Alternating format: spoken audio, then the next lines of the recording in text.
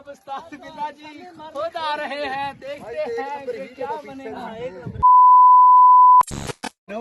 अस्सलाम वालेकुम, कैसे हैं सब भाई? खैरियत से हैं? तो मैं हूं उस्ताद बिल्ला जी, उम्मीद करते हैं कि आप सब खैरियत से होंगे। तो वीडियो शुरू करने से पहले हमारे चैनल को सब्सक्राइब कर लें।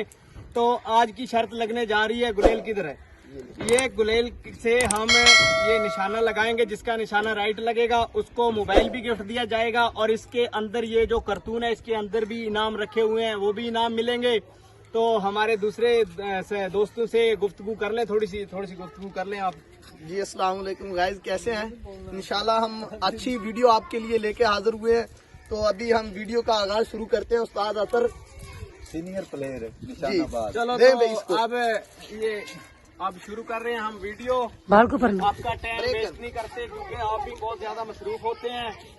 तो अब शुरू कर रहे हैं, देखते हैं क्या बनता है। उधर देखते हैं जी, ये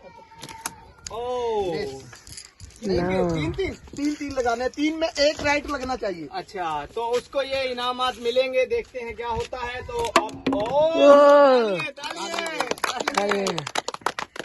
ब्रेकर, तो अब इनको इनाम है, ये अपना निकाल रहे हैं इनाम इसके अंदर से। तो देखते हैं जी दूसरा नंबर किसका होगा।